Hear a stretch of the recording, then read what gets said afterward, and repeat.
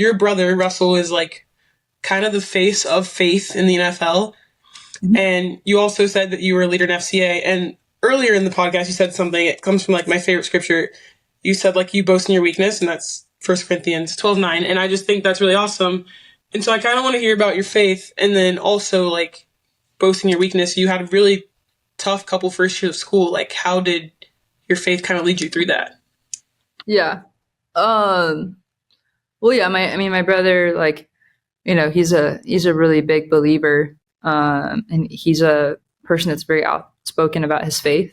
You know, and I respect that a lot, especially with kind of his, you know, Russell's been pretty darn successful like his entire life, like literally super successful. I remember being in the car, and I'm gonna say I was in the back seat because I was pretty young, and I probably shouldn't have been in the front seat. So I'm gonna say I can't really remember, but I do remember him saying in the car, he's like, "One day I'm gonna make millions of dollars." Like, and I don't just mean like I'm gonna make some money. Like, he's like, "I'm gonna make a lot of money." Like, you know, and I think that he's a person that's always spoke things like out in his life, you know, and so, you know, I really respect his like consistency in his faith, however it looks, you know, he's very consistent in his faith, whether he's super like winning Super Bowls, you know, in his first few years of the NFL, whether he kind of got that starting spot over Matt Flynn, you know, that sort of situation, kind of being a 3rd round pick, being super short, like everyone's like, no, you're not going to do this and that. Russell's literally defied the odds every single time, you know, and like, I think he's someone that a lot of people, like, I was watching this, this is kind of going all over the place, but I was watching this Kanye West documentary, and it was talking about kind of like they hate you when you become great, you know, sort of thing. I think Russell's one of those people that people constantly have something to say because he's someone that's so consistent. And so you try and find like these little things about people that you don't like, or these things that like, you know, they struggle with, or they aren't doing that great in this area, so that you can like magnify, you know, things that aren't that great about them, you know? And so I think for me, seeing someone that consistent in a world where it's like instant gratification or social media and all that stuff, like, I think that's been huge for me in terms of like staying on my own path.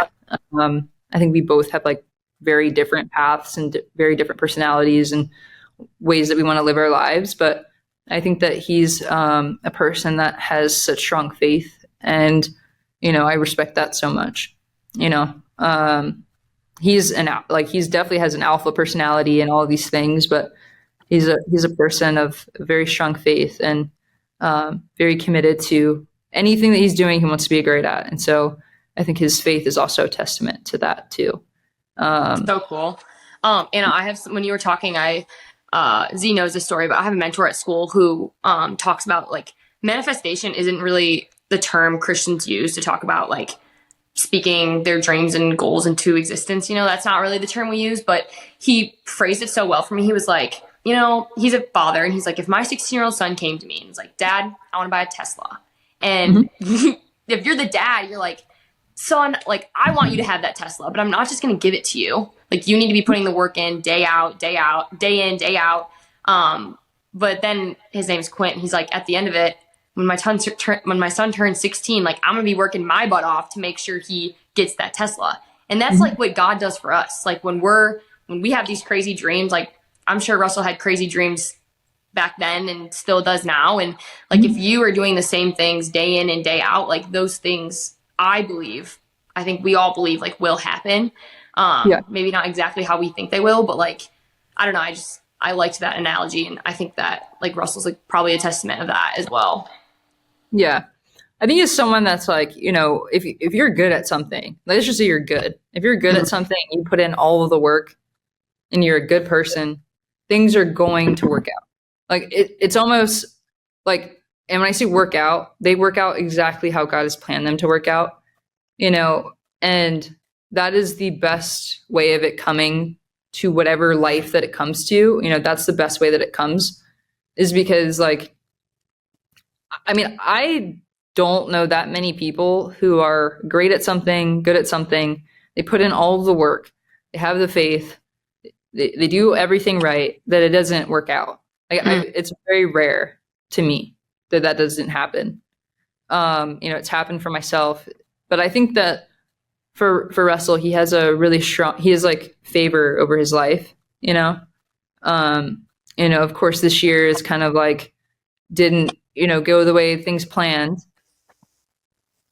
but that's how it looks to us, that it didn't go as planned, like almost some of the stuff is like, it went so south that it's like literally for it to go north. It's like only God could have done that. Right.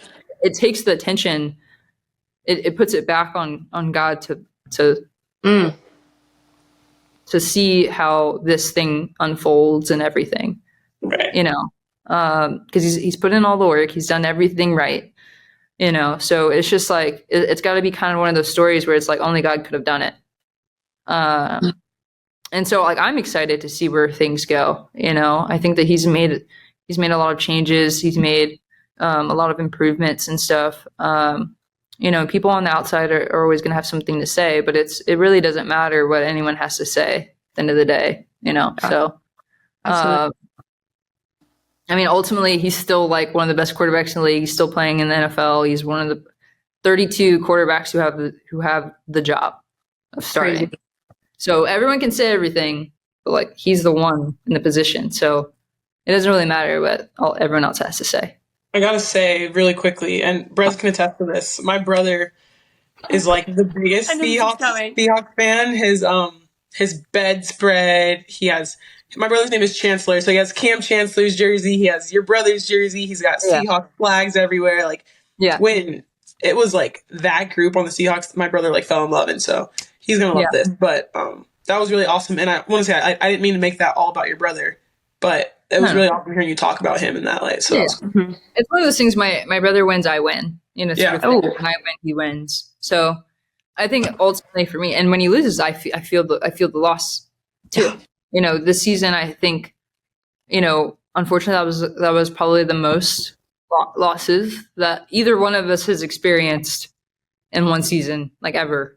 Yeah. And so I think that's part of life.